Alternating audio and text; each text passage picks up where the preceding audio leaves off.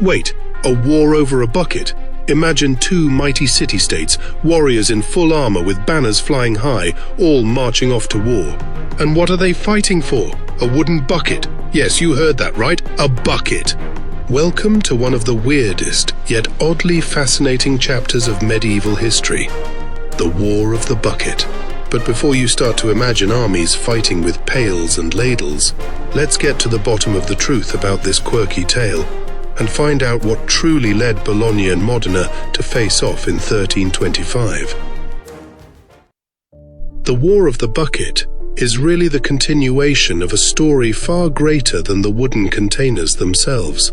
It was part of a much bigger centuries-long struggle between two powerful factions, the Guelphs and the Ghibellines. Think of it like this.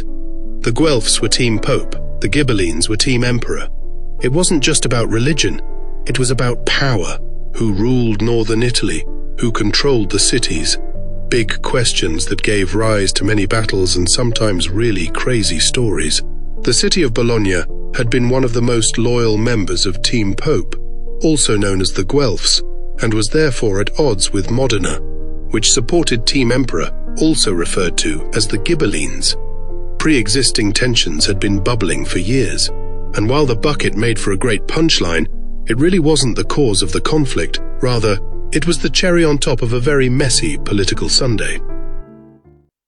David, Goliath, and a bucket? A showdown was to take place when the huge Bolognese army of 32,000 men met with the smaller Modena force that had only 7,000 at the Battle of Zappolino.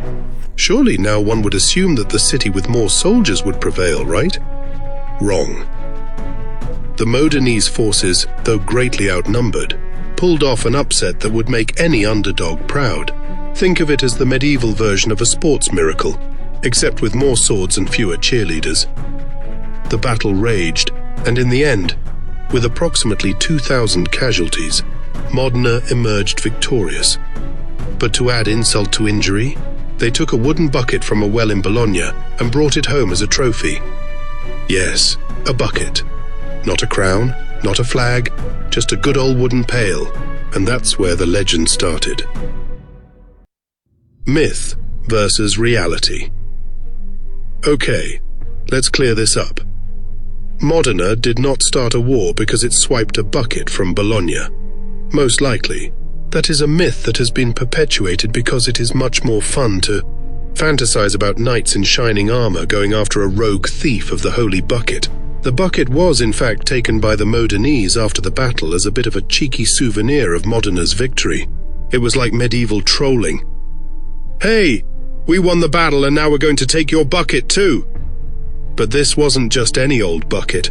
It became a symbol of Modena's triumph. And while it wasn't the cause of the war, that bucket is the reason we're still talking about this today.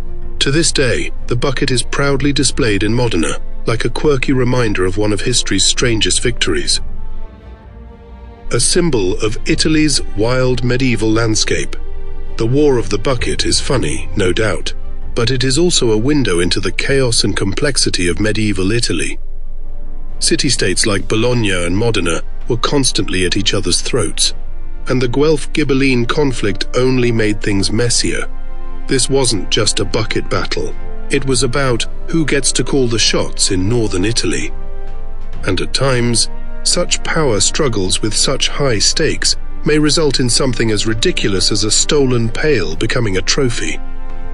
The bucket is a joke, but what it indicates better than anything is how even the smallest details can take on grand meaning in politics when pride and power are involved.